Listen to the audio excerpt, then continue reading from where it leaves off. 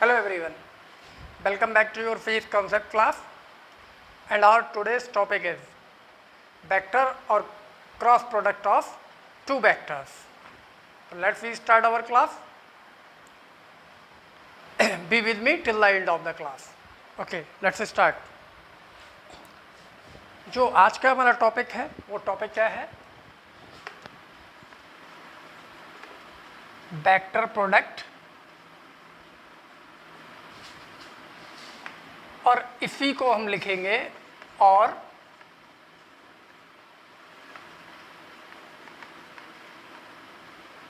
Cross product. Okay, तो सबसे पहले तो हम ये बात कर लेते हैं कि हमने लास्ट क्लास में क्या सीखा था.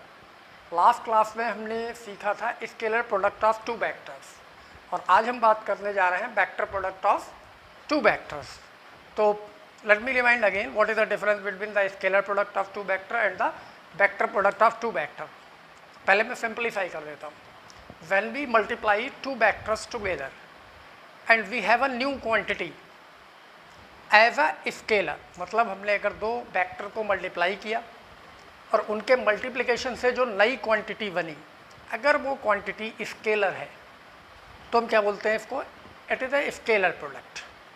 Like the example, when we multiply force with the displacement along the direction of force, we have the work done, and work is a scalar quantity, that's why it is called the scalar product.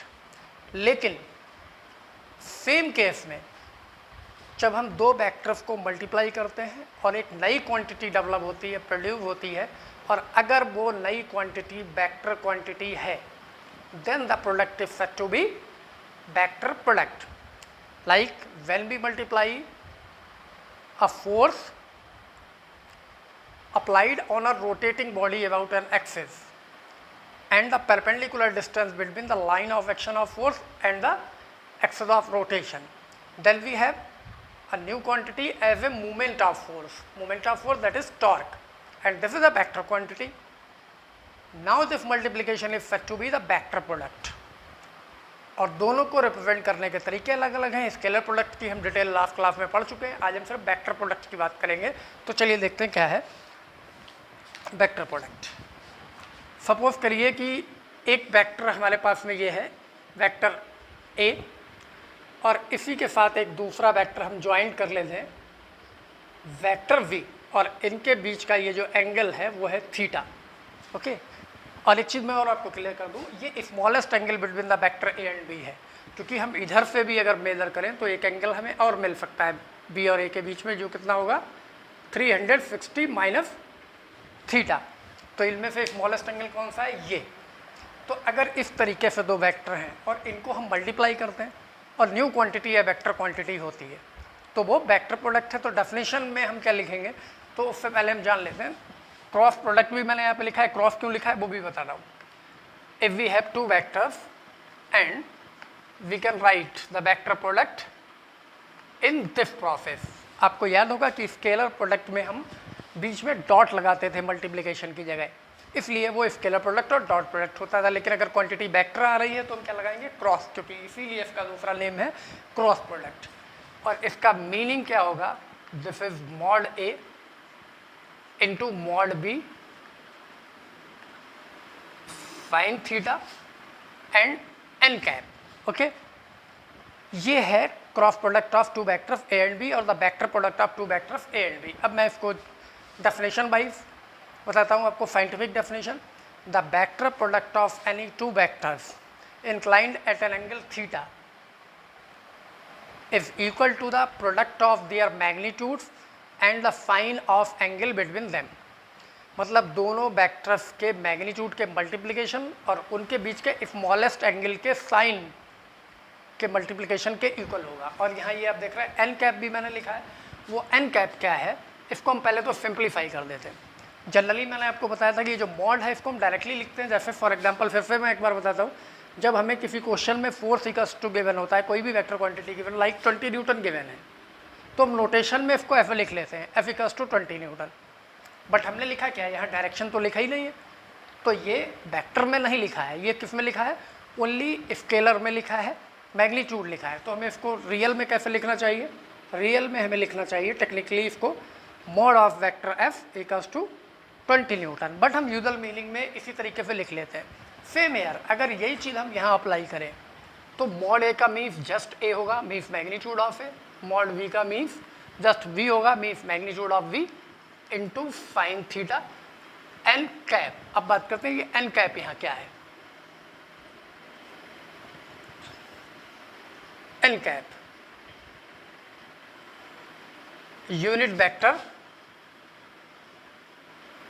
along the vector A cross B, मतलब A cross B से जो new vector मिलेगा उसका जो direction आएगा ये उस direction में यूनिट वेक्टर है, और ए क्रॉस बी से जो वेक्टर मिलेगा उसका नया डायरेक्शन क्या होगा,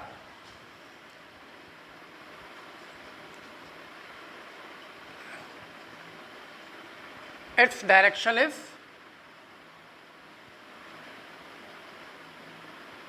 perpendicular to both vector A and vector V, दोनों वेक्टर के परपेंडिकुलर होगा। फॉर एग्जांपल अगर मैं आपको यहाँ पे बताऊँ कि A वेक्टर इस डायरेक्शन में है और V वेक्टर अगर ये A है और ये V है, तो आप देख पा रहे हैं कि A और B, ए एक्स के अलॉन्ग है और बी वर्टिकल है, मतलब वाई के अलॉन्ग है।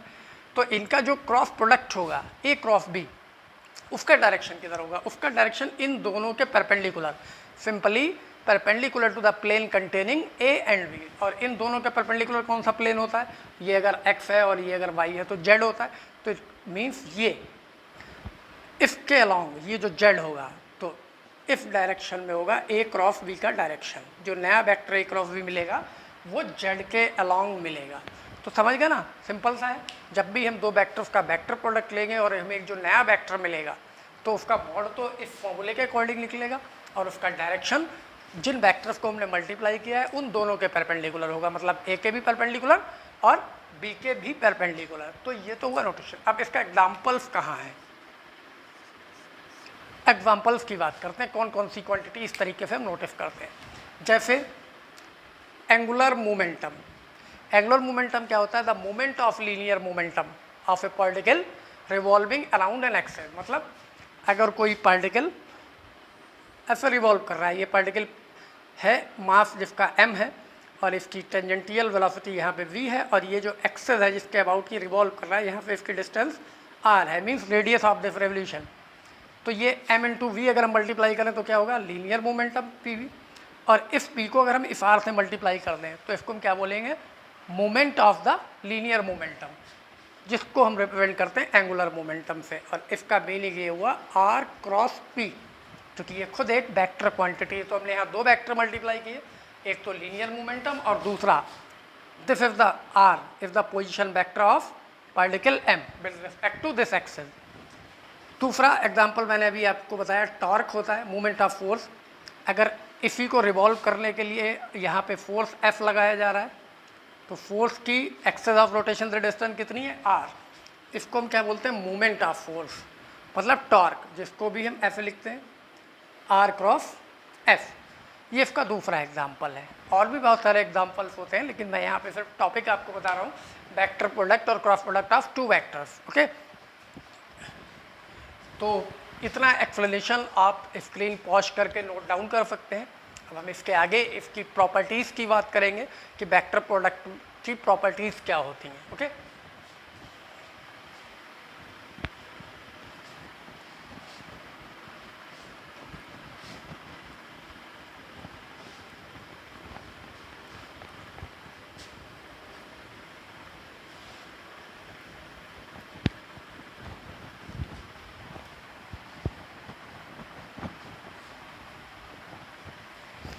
अब इनकी प्रॉपर्टीज़ की बात करते हैं।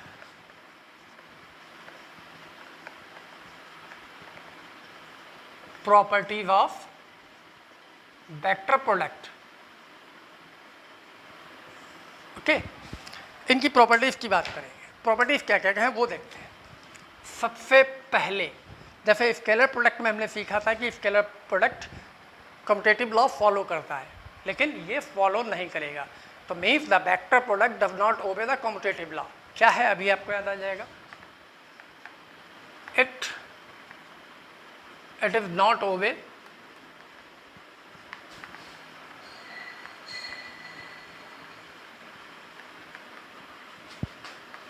Commutative law.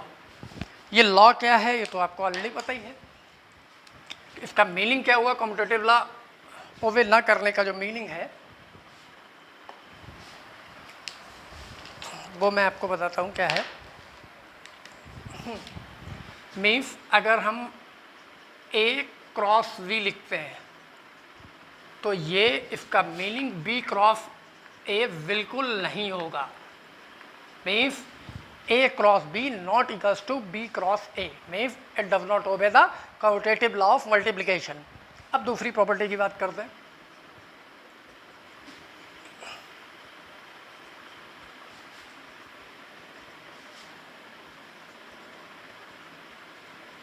It is distributive, लेकिन ये डिस्ट्रीब्यूशन लॉ फॉलो करता है। कैसे?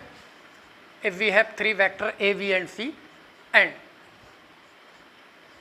वी राइट हियर, एक कोई वेक्टर A है और दूसरा वेक्टर वो है जो दो वेक्टर के एडिशन से मिला है। लाइक जनरली हम R जानते हैं, उसको resultant vector of 2 vector. Suppose कर लिए B क्रॉस C, यहाँ पे R है कोई वेक्टर, तो A क्रॉस R लिखा है और R की वैल्यू हमने डाल दी है B प्लस C। तो डिस्ट्रीब्यूशन लॉ फॉलो करने का मतलब क्या हुआ, इसको जब हम सॉल्व करें तो this can distribute with both B and C, means A cross B plus A cross C, ये डिस्ट्रीब्यूटिव लॉ फॉलो कर रहा है। अब हम थर्ड प्रॉपर्टी की बात करते हैं। थर्ड प्रॉपर्टी इसकी क्या है,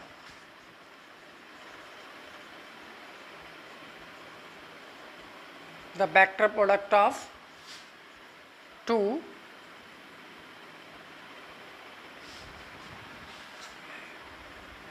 perpendicular vectors is maximum। दो परपेंडिकुलर का मैक्सिमम होगा। कैसे? इफ परपेंडिकुलर का मीन्स क्या हुआ, angle between them is 90, so A cross B, जब इसको ओपन करेंगे तो ये क्या होगा, AV साइन 90। डायरेक्शन की बात बाद में जाने दीजिए, अभी सर मैग्नीट्यूड की बात कर रहे हैं। AV डायरेक्शन तो आपको पता ही है, इन दोनों के परपेंडिकुलर होगा। AV साइन 90, साइन 90 1, तो दिस इज AV, और ये वैल्यू क्या होगी, मैक्सिमम होगी। क्योंकि दो वेक्टर हैं, उनके मल्टीप्लिकेशन से ज़्यादा हमें यही मिल सकता है, दोनों के प्रोडक्ट के इक्वल। अगर एंगल की यहाँ कोई वैल्यू होती लाइक 1/2, 1/3, 1/√3, 1/√2, तो ये रिड्यूस होकर कम हो जाती वैल्यू। अब नेक्स्ट फोर्थ पॉइंट की बात करें, पैरेलल वेक्टर को ले लेते हैं।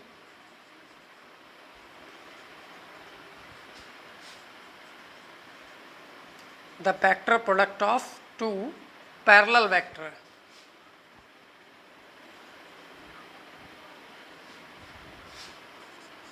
Are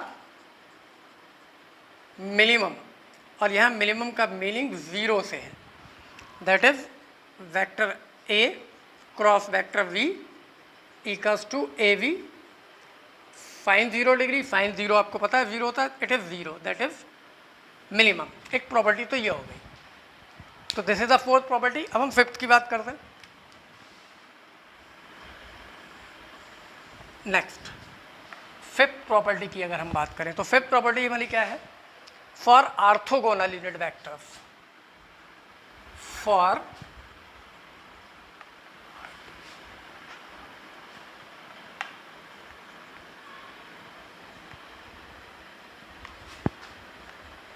orthogonal unit vectors. क्या ऑर्थोगोनल यूनिट वेक्टर्स कौन से होते हैं आपको पता है, which represent the only directions are said to be unit vectors, और vectors along x axis, y axis and z axis are said to be orthogonal unit vectors are written as I cap, j cap, k cap। ये हम last class में discuss कर चुके हैं।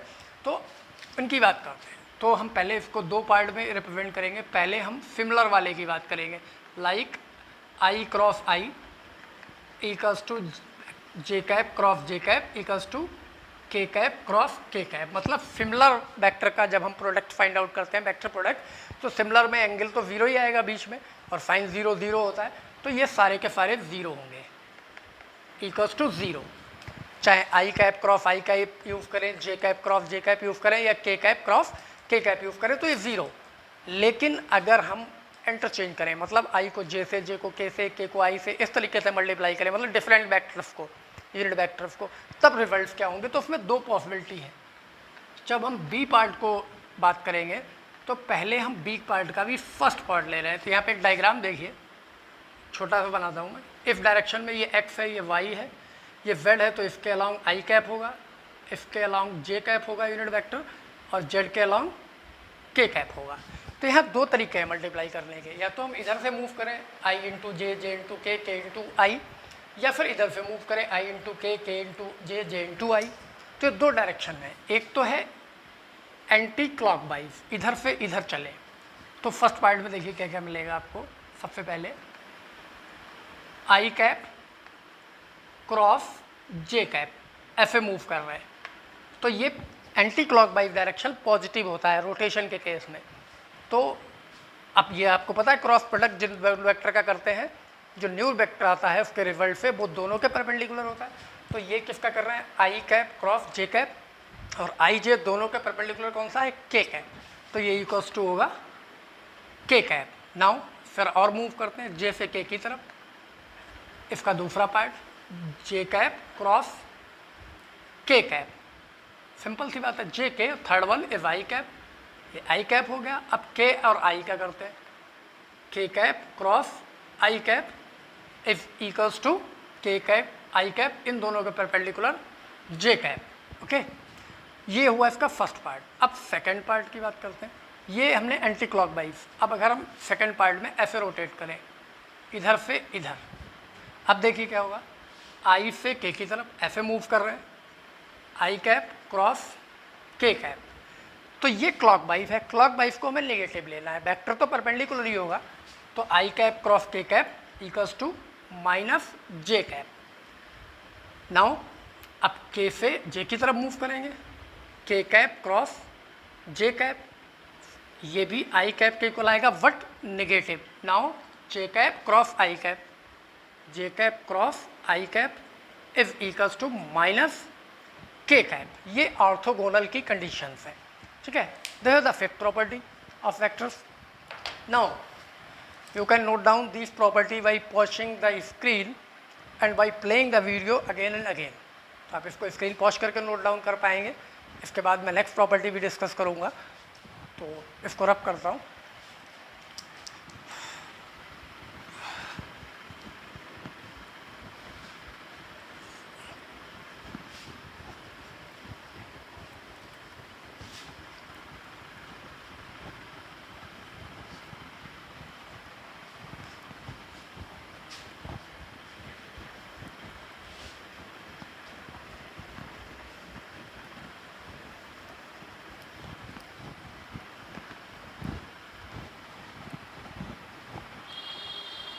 अब मैं next six property की बात करूंगा। Next one if fix property, fix property of the vector this one, if position vector के टर्म में अगर हम वेक्टर को लिखते हैं, इफ द, आपको पता है एक्स वाई जेड तीनों कंपोनेंट के टर्म में वेक्टर को हम कैसे रिप्रेजेंट करते हैं, I cap A X plus J cap A Y plus K cap A Z. ये आपको ऑलरेडी पता है, A X A Y and A Z are the component of vector A along the X Y and Z axes. Similarly, we can write the vector v, I cap vx plus j cap vy plus k cap vz। इनका cross product देखते हैं कैसे आता है। Vector a cross vector v is equals to, इनके vector product के लिए, तो जब हम इनको क्रॉस करेंगे तो इसको सॉल्व करने के लिए हमें डिटर्मिनेंट का यूज़ करना होगा। देखिए कैसे, हमें ऐसे लिखना होगा आई कैप जे कैप एंड के cap. Now write down the multipliers of I J and के कैप ऑफ ईच वेक्टर। कैसे, पहले तो हम ए को लेते हैं, तो इसमें आई कैप का मल्टीप्लायर क्या है, ए एक्स उसको आई के नीचे नोटिस कर दिया, बाई जे कैप का मल्टीप्लायर क्या है ए में, ए वाई और इसका A Z. Similarly for B, we X B Y and B Z. और इसको जो सॉल्व करने का तरीका है वो क्या होगा, अब जब इसको आप सॉल्व करेंगे तो सबसे पहले आई कैप, अब देखिए क्या करना है। आई कैप का जब हम फाइंड आउट कर रहे हैं तो इस वाले कॉलम को आप ऐसे ऑफ कर दीजिए, ठीक है, इसको क्लोज कर लीजिए। अब आपको क्या करना है, मल्टीप्लाई करना है these two components minus these two component, ये प्रोसेस देखिए। अब आई को छोड़ दीजिए, आई का ले रहे हैं तो A Y into B Z minus B Y into A Z, तो A Y B Z minus B Y A Z. और ये भी मैं बताता हूँ, ये अल्टरनेट लिखते हैं, पहला पॉजिटिव दूसरा निगेटिव तीसरा फिर पॉजिटिव, दूसरा माइनस लगेगा यहाँ पे। अब जे कैप की बात करेंगे, जे कैप में भी वही प्रोसीजर फॉलो करना है, जिसका फाइंड आउट कर रहे हैं उसको छुपा लीजिए। प्रोसेस यही, upward to downward minus downward to upward, जैसे ये क्रॉस लगे, अब ये this into this, this into this, तो जे आपने छुपा लिया तो क्या बचा, a x B Z minus ऐसे देखिए v x A z a Z, और नेक्स्ट फिर से प्लस आपको के कैप यूज करना है, ठीक है, के cap.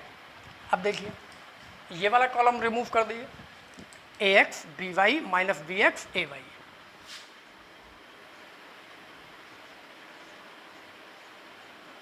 We x A Y.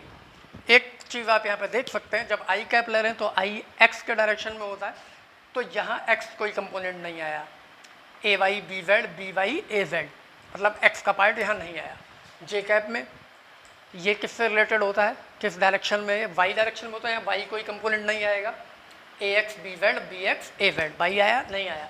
के कैप ये जेड के अलॉन्ग होता है, तो यहाँ जेड का कोई कंपोनेंट नहीं आएगा, A x B Y B X A Y, okay. तो ये इसको सॉल्व करने का तरीका है, वेक्टर्स को सॉल्व करने का। अब एक प्रॉपर्टी और,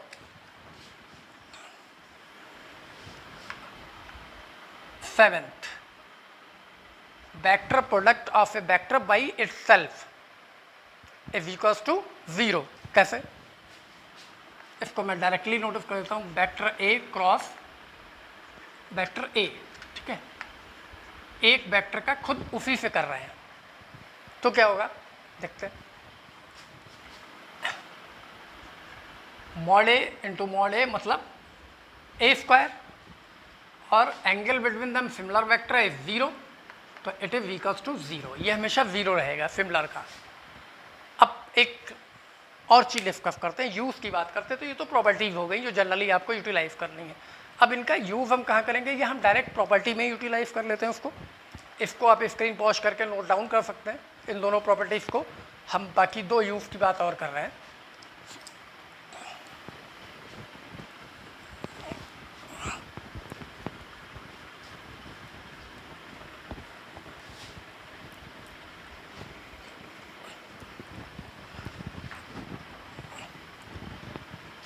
वैसे तो ये यूजेज हैं, तो इनको प्रॉपर्टीज में भी यूटिलाइज कर सकते हैं आप, ठीक है।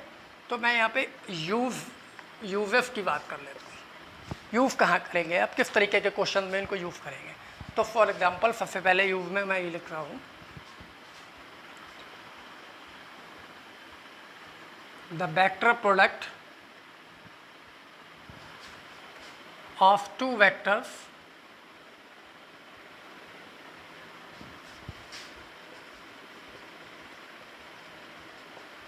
represented by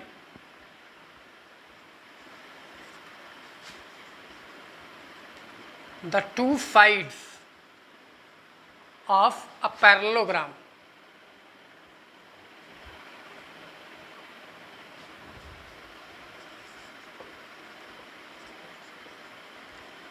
gives the area of parallelogram। मतलब अगर दो वेक्टर किसी पैरेललोग्राम की दो साइड को रिप्रेजेंट कर रहे हैं और हमें पैरेललोग्राम का एरिया फाइंड आउट करना है, तो उन वेक्टर का क्रॉस प्रोडक्ट फाइंड आउट कर लें, हमें पैरेललोग्राम का एरिया मिल जाएगा। अभी मैं दिखाता हूँ आपको कैसे। Suppose this is a parallelogram, ये आपको पैरेललोग्राम दिख रहा है, इसको हम कोई नेम दे देते हैं, पी क्यू आर तो नहीं लिख सकते, रिवल्टेंट होता है, एस टी। सपोज करिए ये है वेक्टर ए पी क्यू और ये है वेक्टर वी। तो यहाँ क्या हो रहा है, दो वेक्टर को एक पैरेललोग्राम की दो साइड से रिप्रेजेंट कर रहे हैं। तो हम क्या करते हैं, let be draw the perpendicular from here. A को मैं थोड़ा इधर लिखता हूँ, इसको भी कोई नेम देते हैं, डी नेम दे देते हैं, ठीक है। तो ये एक परपेंडिकुलर हो गया, angle between the vector is theta हो गया। इस ट्राइंगल को हम यूटिलाइज करते हैं, देखते हैं। अकॉर्डिंग टू फिगर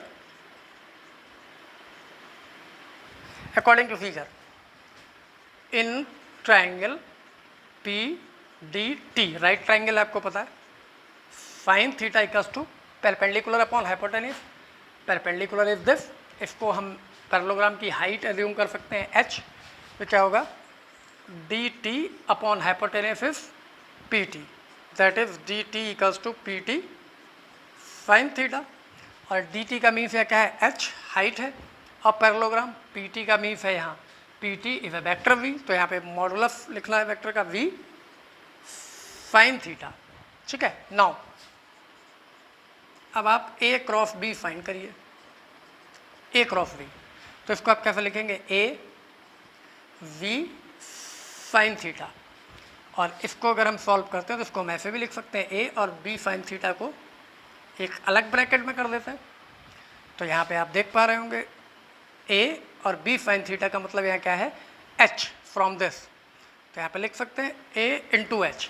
और a यह क्या है, पैरेललोग्राम का क्या है, बेस, और h क्या है, हाइट। तो इसको हम क्या लिखेंगे, बेस इंटू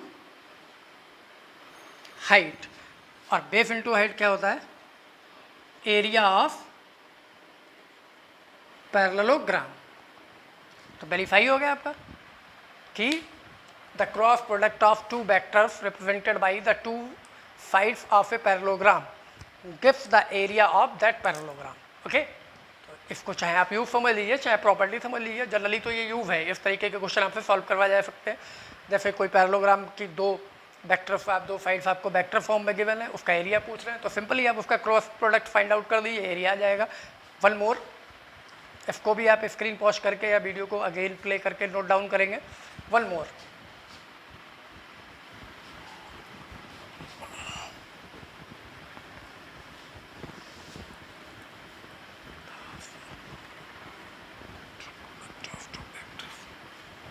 अब एक बात और करते हैं, नेक्स्ट यूज की बात करते हैं। सपोज कर लिए सेकंड यूज है,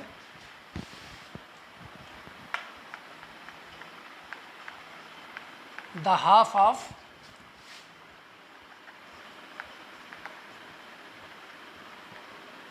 vector product of two vectors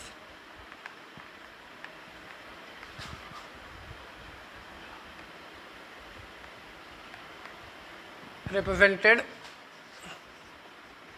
by the two sides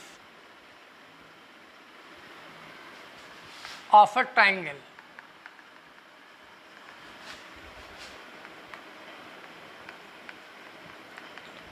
gives the area of triangle। Okay, अगर किसी ट्राइंगल की दो साइड्स को दो वेक्टर से रिप्रेजेंट किया जा रहा है तो उन दो वेक्टर्स के क्रॉस प्रोडक्ट का half of the magnitude of, इसको अगर आप प्रॉपर वे में नोट डाउन करें तो the half of the magnitude of vector product of two vectors represented by two sides of a triangle gives the area of triangle. Let me verify, इसको हम prove भी कर देते हैं। Suppose करिए हमने इस तरीके से एक ट्राइंगल को यूज़ किया है, पी क्यू एस ले लेते हैं, ठीक है। यहाँ पर एक वेक्टर ये ए है और ये वेक्टर वी है, ठीक है। Once again we can draw perpendicular from here, vector को थोड़ा इधर लिखता हूँ, इसको फिर से डी सपोज कर लेते हैं और ये भी इसकी हाइट हो जाएगी ट्राइंगल की एच। तो देखिए डायग्राम को और angle between the vector A and b is theta, suppose कर लेते हैं। फिर से देखिए, तो यहाँ जब हम यूज़ करेंगे vector A cross b equals to क्या होगा, a v sine theta. Okay, ये तो हुआ फॉर्मूला। अब ट्राइंगल पे यूज़ करें अकॉर्डिंग टू फिगर को यूटिलाइज अगर करते हैं तो हमें क्या मिलेगा, in triangle q d p again sin theta equals to perpendicular upon hypotenuse, that is PD upon hypotenuse is QP. इस राइट ट्रायंगल को देखिए QDP, इसमें ये हाइपोटेन्यूस, ये परपेंडिकुलर और ये base, that is PD equals to QP sin theta. PD is height of triangle, QP is hypotenuse which is equals to vector V sin theta. इसको अगर आप फर्स्ट सपोज कर लें, now vector A cross B, ठीक है, equals to A, और ये जो इसको लिखते हैं V sin थीटा, यहाँ A और B sin थीटा की जगह पे H रिप्लेस कर सकते हैं, ठीक है। अब ये एक्चुअल में है क्या, ये मॉड है वैल्यू, क्योंकि इसमें हम डायरेक्शन तो लिख नहीं रहे, तो इसी को हम ऐसे लिख सकते हैं, A क्रॉस V का जो मॉड होगा वो ये है A इंटू H, और इसको अगर हम हाफ कर दें, हाफ ऑफ द 1/2 से A क्रॉस V, तो यहाँ भी हाफ आ जाएगा, और ये किसके इक्वल है, AH, A इंटू एच। इसका सिंपल मीनिंग क्या है, 1/2 इंटू बेस। A क्या है, ट्राइंगल का बेस है, वेक्टर है, और H क्या है, हाइट। आई थिंक यही ट्राइंगल का एरिया होता है, 1/2 बेस इंटू परपेंडिकुलर और बेस इंटू हाइट, तो this is equals to area of triangle. कौन सा यहाँ पे ट्राइंगल है, QFP, area of triangle QSP। This is verified now, तो आप चाहें तो इसको प्रूफ भी लिख सकते हैं, ऐसे ही लास्ट प्रॉपर्टी और यूज में भी आप लिख सकते थे प्रूफ। तो मीनिंग क्लियर हो गया, the half of the vector product of two vector represented by the two side of a triangle gives the area of that triangle. Okay, तो ये भी एक इसका यूज है पूरा। तो दीज आर द प्रॉपर्टीज। तो आई थिंक अब आपने इजीली अंडरस्टैंड कर लिया होगा what is the vector product of two vectors. Okay, so that's all for today. In our next class we will discuss about the some numericals based on the scalar product and the vector product. Till then, enjoy and goodbye.